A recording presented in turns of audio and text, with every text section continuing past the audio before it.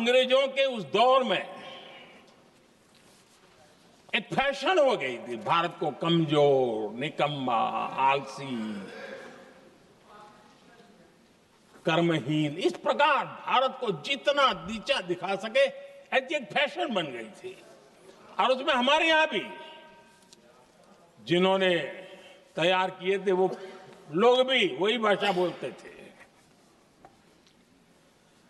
तब बंकिम दा ने उस हीन भावना को भी झकझोरने के लिए और सामर्थ्य का परिचय कराने के लिए वंदे मातरम के भारत के सामर्थ्यशाली स्वरूप को प्रकट करते हुए आपने लिखा था,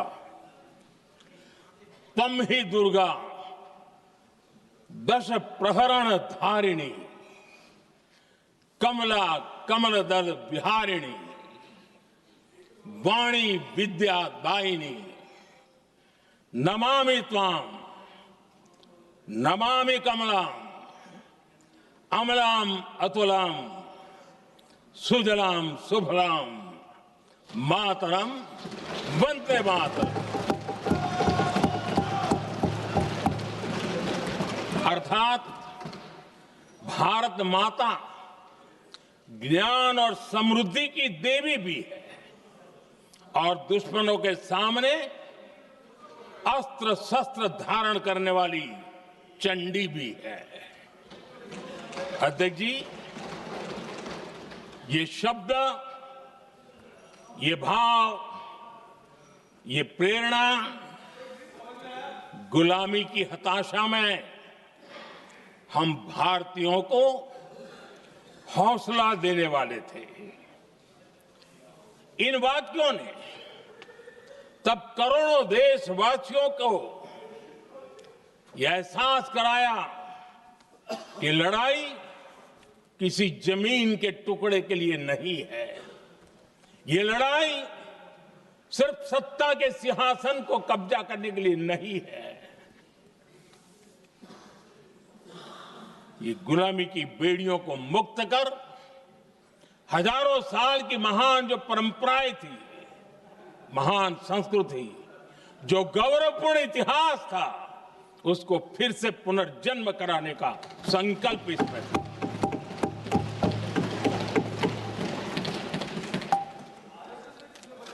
आदरणीय अध्यक्ष जी,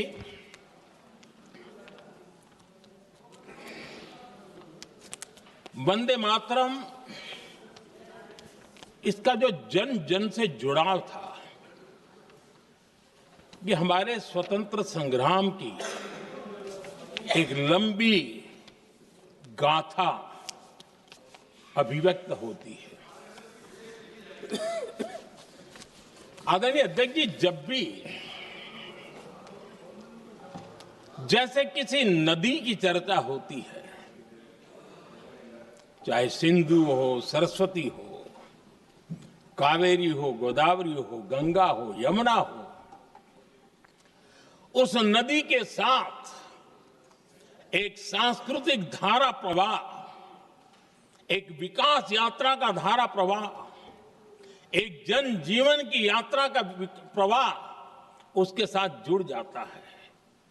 लेकिन क्या कभी किसी ने सोचा है कि आजादी जंग के हर पड़ाव, वो पूरी यात्रा वंदे मातरम की भावनाओं से गुजरता था, उसके तट पर पल्लवित होता था। ऐसा भाव काव्य शायद दुनिया में कहीं उपलब्ध नहीं होगा। आदरणीय अध्यक्ष जी,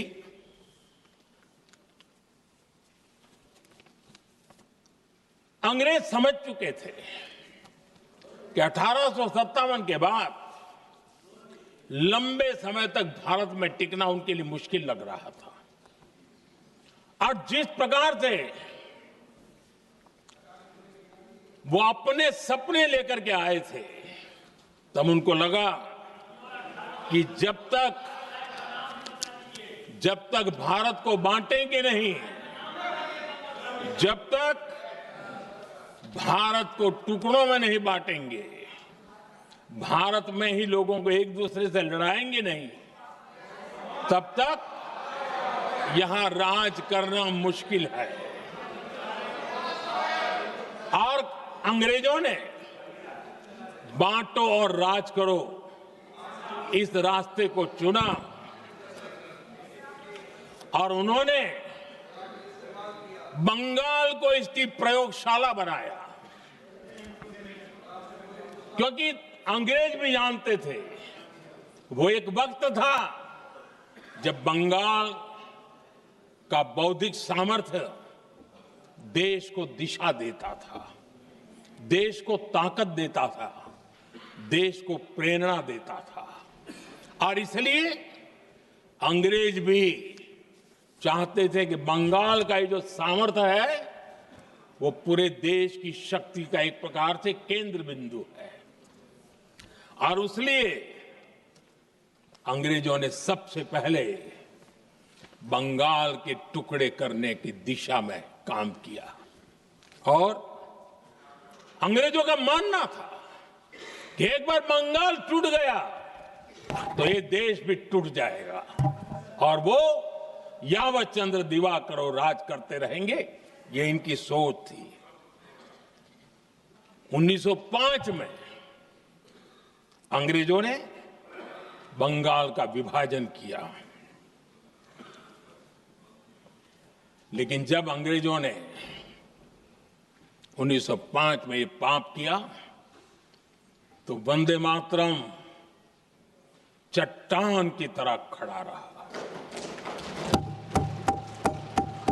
बंगाल की एकता के लिए वंदे मातरम गली गली का नाद बन गया था और वही नारा प्रेरणा देता था। अंग्रेजों ने बंगाल विभाजन के साथ ही भारत को कमजोर करने के बीच और अधिक बोने की दिशा पकड़ ली थी, लेकिन वंदे मातरम एक स्वर एक सूत्र के रूप में अंग्रेजों के लिए चुनौती बनता गया और देश के लिए चट्टान बनता गया। आदरणीय अध्यक्ष जी, बंगाल का विभाजन तो हुआ, लेकिन एक बहुत बड़ा स्वदेशी आंदोलन खड़ा हुआ और तब वंदे मातरम हर तरफ गूंज रहा था। अंग्रेज समझ गए थे कि बंगाल की धरती से निकला बंकिम दा का ये भाव सूत्र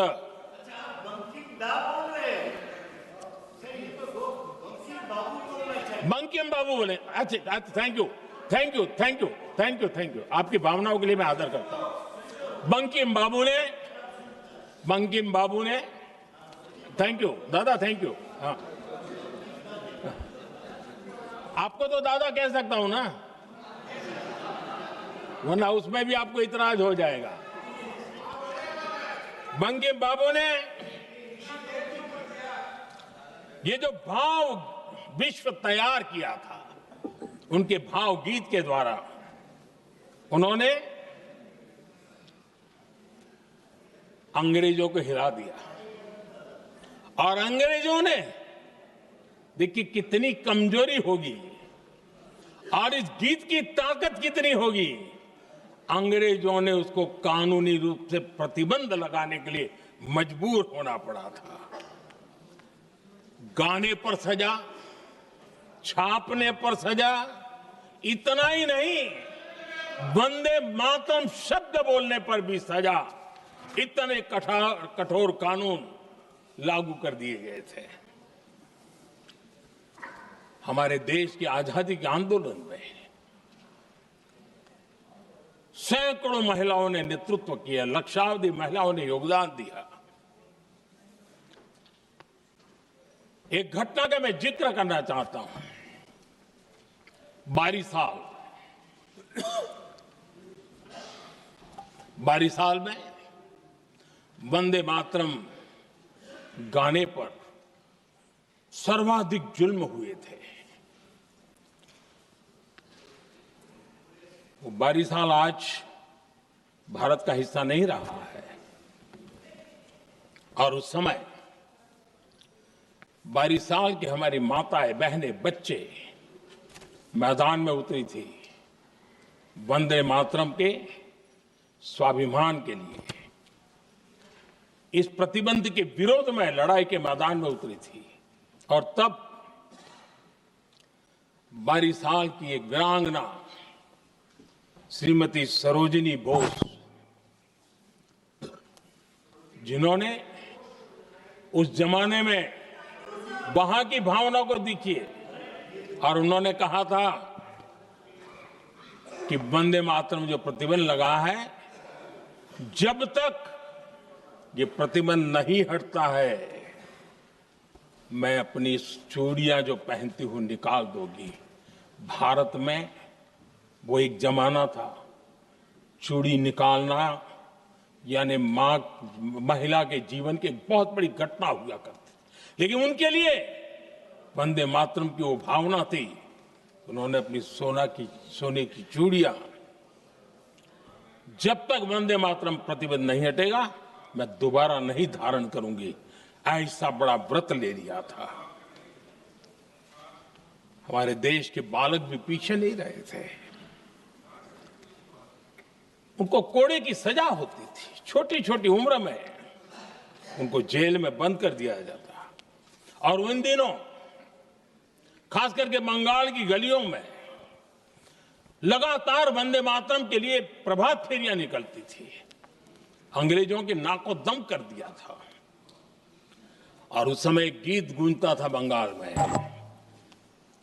जाए जाबे जीवनो चोले, जाए जाबे जीवनो चोले, जोगो तो माजे तोमार काजे, वंदे मातरम बोले। अर्थात हे मां, संसार में तुम्हारा काम करते और वंदे मातरम कहते जीवन भी चला जाए तो वो जीवन भी धन्य है। ये बंगाल की गलियों में बच्चे कह रहे हैं। ये गीत उन बच्चों की हिम्मत का स्वर था, और उन बच्चों की हिम्मत ने देश को हिम्मत दी थी। बंगाल की गलियों से निकली आवाज देश की आवाज बन गई थी।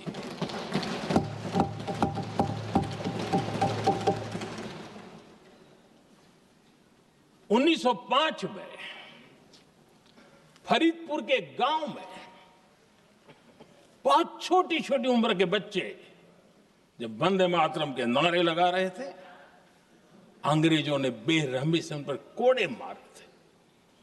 यानी एक प्रकार से जीवन और मृत्यु के बीच लड़ाई लड़ने के लिए मजबूर कर दिया था।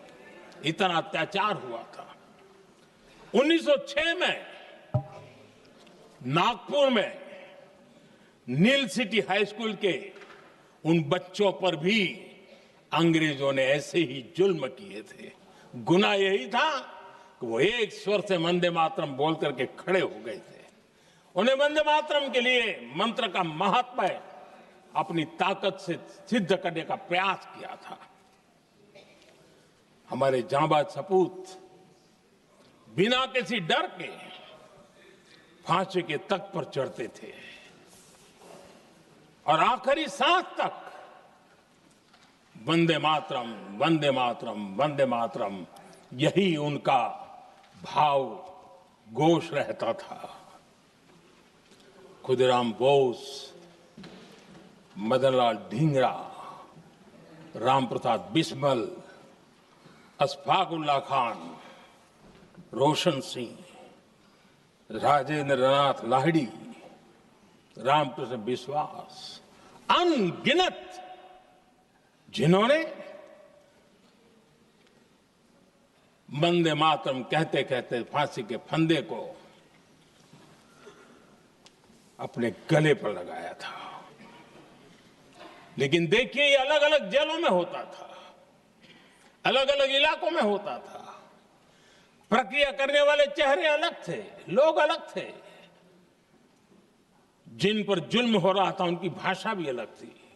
लेकिन एक भारत श्रेष्ठ भारत, इन सब का मंत्र एक ही था, वंदे मातरम।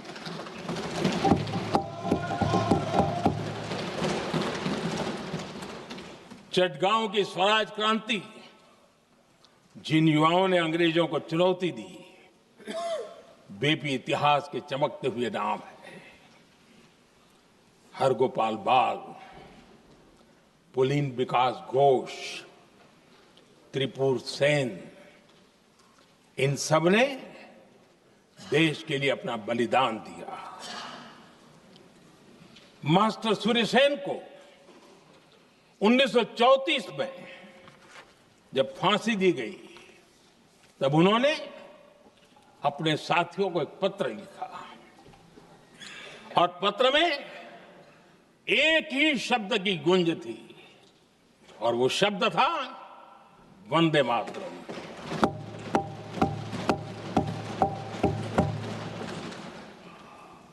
आदरणीय अध्यक्ष जी, हम देशवासियों को गर्व होना चाहिए। दुनिया के इतिहास में कहीं पर भी ऐसा कोई काव्य नहीं हो सकता, ऐसा कोई भावगीत नहीं हो सकता जो सदियों तक एक लक्ष्य के लिए कोटि कोटि जनों को प्रेरित करता हो और जीवन आहूत करने के लिए निकल पड़ते हो। दुनिया में ऐसा कोई भावगीत नहीं हो सकता जो वंदे मातरम। पूरे विश्व को पता होना चाहिए कि गुलामी के कालखंड में भी ऐसे लोग हमारे यहां पैदा होते थे जो इस प्रकार के भावगीत की रचना कर सकते थे। ये विश्व के लिए अजूबा है, हमें गर्व से कहना चाहिए, तब दुनिया भी मानना शुरू करेगी।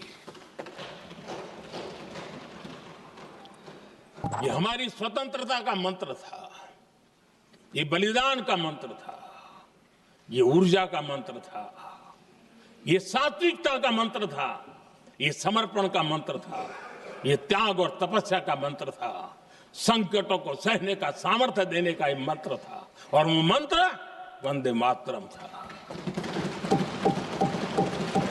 और इसलिए गुरुदेव रविंद्रनाथ टैगोर ने लिखा था, उन्होंने लिखा था, एकी सूत्रे बांधी आछी सोहोस्टोटी मौन, एक ही कार्य सौंपी आछी सहस्त्रो जीवन, वंदे मातरम। अर्थात एक सूत्र में बंधे हुए सहस्त्र मन, एक ही कार्य में अर्पित सहस्त्र जीवन, वंदे मातरम। ये रविंद्रनाथ टैगोर जी ने लिखा। आदरणीय अध्यक्ष जी, उसी कालखंड में वंदे मातरम की रिकॉर्डिंग दुनिया के अलग अलग भागों में पहुंची और लंदन में जो क्रांतिकारियों की एक प्रकार से तीर्थ भूमि बन गया था, वो लंदन का इंडिया हाउस, वीर सावरकर जी ने वहां वंदे मातरम गीत, और वहां ये गीत बार बार गूंजता था। देश के लिए जीने मरने वालों के लिए वो एक बहुत बड़ा प्रेरणा का अवसर रहता था।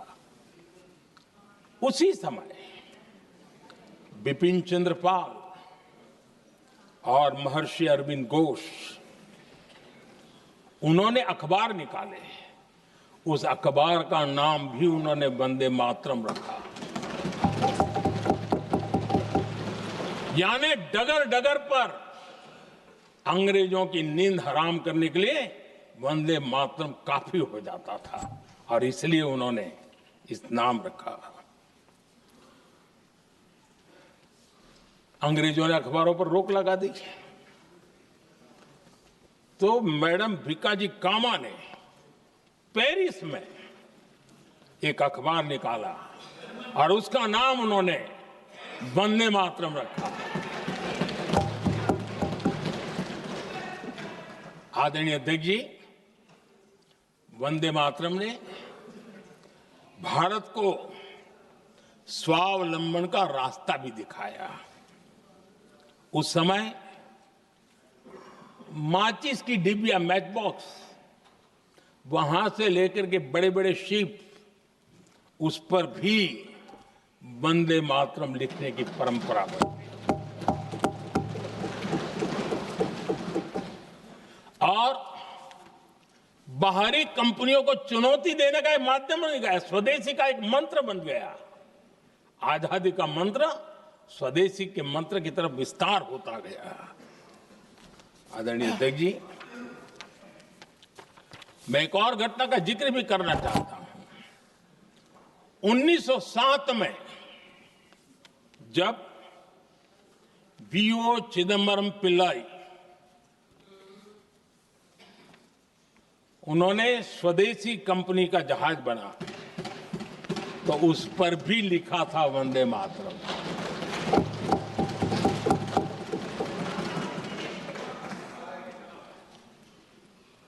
राष्ट्र कवि सुब्रमण्य भारती ने वंदे मातरम को तमिल में अनुवाद किया, स्तुति गीत लिखे। उनके कई तमिल देशभक्ति गीतों में वंदे मातरम की श्रद्धा साफ साफ नजर आती है। शायद सभी लोगों को, हो सकता है तमिलनाडु के लोगों को पता हो, लेकिन सभी लोगों को ये बात का पता न हो कि भारत का ध्वज गीत भी सुब्रमण्यम भारती ने ही लिखा था। उस ध्वज गीत का वर्णन जिस पर वंदे मातरम लिखा हुआ था, तमिल में इस ध्वज गीत का शीर्षक था ताइन माणी कोड़ी पारीर, तालंदु पणिंदु पुलहिंद्रु वारीर। अर्थात देश प्रेमियों, दर्शन कर लो, सविनय अभिनंदन कर लो, मेरी मां की दिव्य ध्वजा का वंदन कर लो।